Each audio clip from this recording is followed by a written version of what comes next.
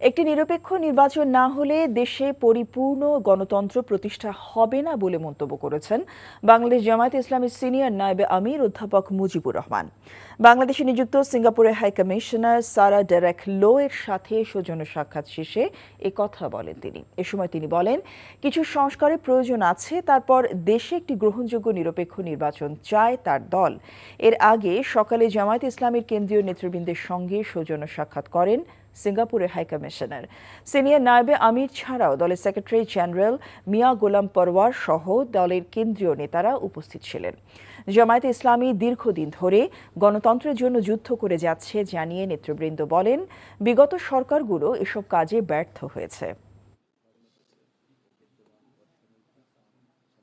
তাদের সাথে যে কথাগুলো বলেছি, বিগত সরকারগুলো দেশে সত্যিকার গণতন্ত্র প্রতিষ্ঠা করতে ব্যর্থ হয়েছে। তারা গণতন্ত্রের প্রতিশ্রুতি দিলেও গণতন্ত্রের সুফল জনগণ ভোগ করতে পারে নাই।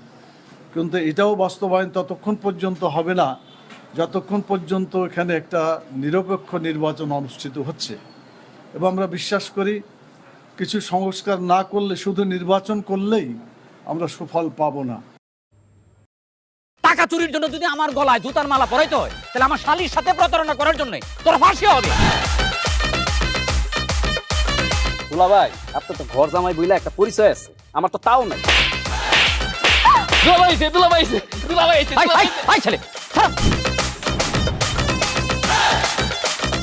রাজনৈতিক ফ্যামিলির মেয়ে হয়ে ওই কাজ করবে।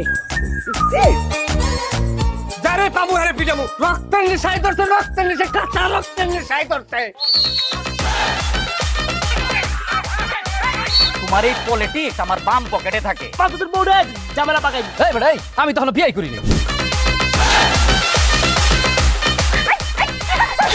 দুইটার আমি গুলি করে মারু। মাসুদরা কোনোদিন ভালো হয় না। আপনার পোশাক আশাক দেখে কিন্তু আপনার তালুকদার বংশের লোক মনে হয় না আব্বা, আপনার মনে হয় যে আপনি ফকির বংশের লোক।